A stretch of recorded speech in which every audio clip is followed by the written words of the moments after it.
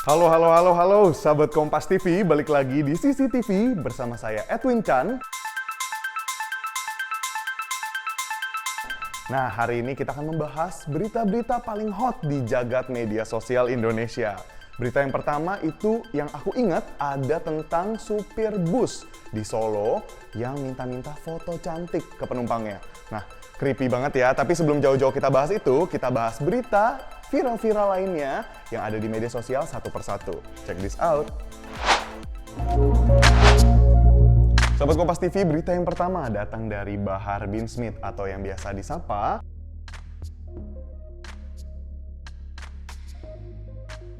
Habib Bahar. Nah, Habib Bahar ini baru keluar dari penjara 21 November 2021, tapi udah dilaporkan kembali atas kasus pencemaran nama baik dan juga SARA.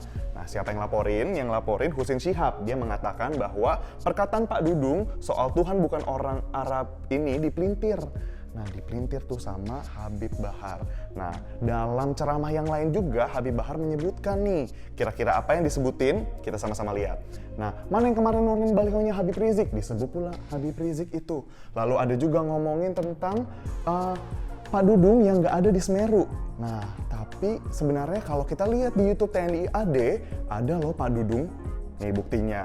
Nah, di YouTube TNI AD menunjukkan bahwa ada aktivitas dan juga kunjungan dari Pak Dudung Abdurrahman bersama jajarannya, bersama istrinya, bahkan sempat mengunjungi korban dan menghibur korban.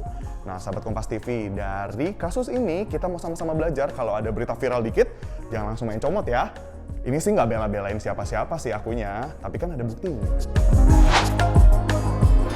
Sahabat Kompas TV, untuk berita yang kedua, viral di media sosial dan masyarakat Indonesia gempar karena kecelakaan di Nagrek, Jawa Tengah melibatkan 3 oknum TNI yang membuang jasad korban, Handi dan juga Salsabila ke sungai. Kita lihat kronologinya. Dimulai pada 8 Desember 2021 ketika Kolonel P menengok keluarga di Jawa Tengah bersama Kopda DA dan Koptu AS. Lalu kecelakaan terjadi di sana, sahabat Kompas TV. Koptu AS sempat menyarankan untuk membawa korban ke rumah sakit, tetapi saran itu ditolak dan kemudian diambil oleh Kolonel P. Di sana, setelah itu, Jenderal Andika Perkasa menegaskan bahwa ketiga oknum ditahan di tempat yang berbeda-beda. Kolonel P ditahan di Mapolda Jaya Jakarta, Kopral DA ditahan di Cijantung, dan Kopral Ahmad ditahan di Bogor. Di sini, Jenderal Andika Perkasa juga menyatakan bahwa akan ada sanksi berat bagi 3 oknum TNI. Seperti apa perkataannya? Kita maksimalkan pasal penjara seumur hidup. Itu tuntutan. Peradilan terbuka. Kita pasti buka dan gak ada yang kita tutupi. Sahabat Kompas TV, sekali lagi kita berharap dan kita mengawal terus proses peradilan bagi Handi dan juga Salsabila. Sekali lagi dari Kompas TV mengucapkan turut berduka cita atas meninggalnya korban. Sahabat Kompas TV, berita viral ketiga datang dari surat keterangan pengajuan KTP, surat pokoknya yang ada data dirinya yang biasanya dari kantor kecamatan nih, datang dari kantor kecamatan Pangandaran, tapi bukan sembarang orang. Suratnya, data dirinya itu milik mantan Menteri Kelautan dan Perikanan Indonesia, Susi Pujastuti.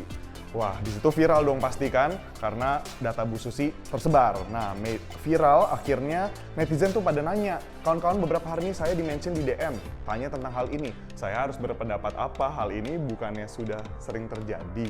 Benar sih Bu Susi, aduh Bu Susi, sabar ya Bu. Dan mungkin Bu Susi di sini juga udah nggak kaget dengan sistemnya di Indonesia kali ya. Nah, langsung ke kecamatannya, Camat Pangandaran Yadi Setiadi menyampaikan, seharusnya jangan sampai seperti itu jadi bungkus gorengan, karena itu dokumen penting. Ya iya dong Pak Camat, nih suratnya kan datang dari kecamatan nih. Kenapa jadinya informasinya kayak di pingpong begini ya? Nah, akhirnya kita cari tahu sebenarnya harusnya seperti apa sih dari Dukcapil. Dokumen tersebut adalah dokumen yang dibuat oleh Dinas Dukcapil yang berupa surat keterangan. Nah, harusnya disimpan oleh masyarakatnya nih, sahabat Kompas TV. Nah, dari sini kita tahu ya, sahabat Kompas TV, kalau dokumen yang keluar itu ada tanggung jawab dari pihak yang berwajib dan juga kita sebagai masyarakat. Tapi utamanya kita harus sadar diri ya, langsung diambil tuh kalau udah nik, rumah tempat tinggal, nama lengkap, dan lain-lain. Jangan sampai hilang. Sahabat Kompas TV, berita viral berikutnya pasti suka nih netizen Indonesia karena panas. Datangnya dari SPBU Bintaro di Tangerang Selatan. Nih, wajah petugas SPBU-nya boleh dikasih lihat. Nah ini, petugas ini mencatut harga yang berbeda dari bahan bakar yang diberikan kepada orang yang mengisi sama apa yang dia terima uangnya. Dari 100.000 cuma diisi 70.000. Wah, parah nih. Nih ada percakapan antara ibu-ibu yang marah-marah. Nah ibu-ibunya kayak saya nih sahabat Kompas TV, karena kalau saya mengisi bahan bakar juga pasti ngeliatin argonya sesuai gak nih, argo gak tuh, angkanya sesuai gak tuh. Nah jadi ini dia tanya, siapa nama kamu? Isi 100.000 harusnya 13 liter. Lalu dikomplain, katanya pun kata petugasnya ini baru sekali begini. Masa sih kita percaya? Pertama kali langsung kena sial sama ibu ini. Nah sahabat Kompas TV, berita ini juga di-highlight oleh tim Kompas TV, di mana di dalam video yang tersebar di YouTube ini sudah ditonton 3 juta kali, lebih bahkan dari 3 juta. Nah berarti ini relatable sekali ya sama kehidupan kita. Nah sahabat Kompas TV, jangan lupa terus bekerja dengan jujur.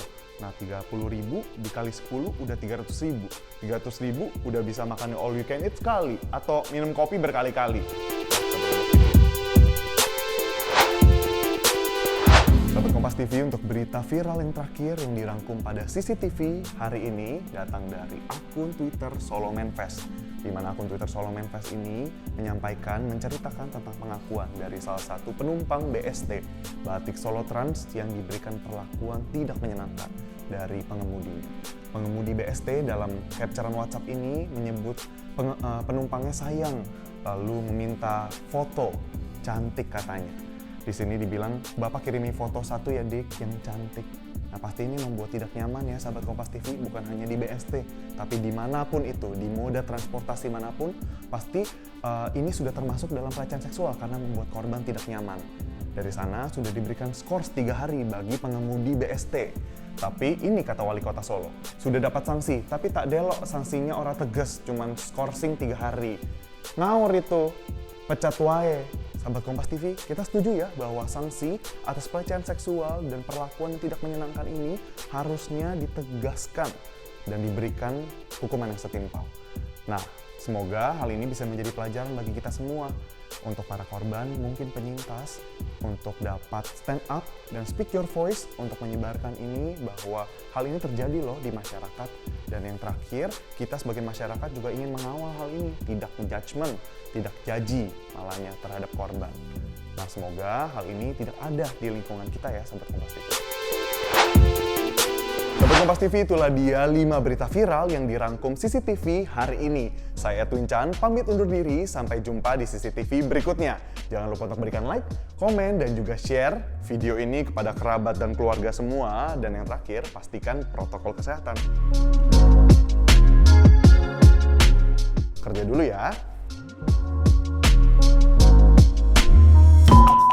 Sobat Kompas TV, untuk berita viral yang pertama, Bahar bin Smith. Nah, kalau dipersalahkan, pokoknya saya ingin mengucapkan kita pulang lagi suka dan gak ada yang kita tutupi dari yang diberikan oleh ke pelanggan dan apa yang dia terima. Sorry.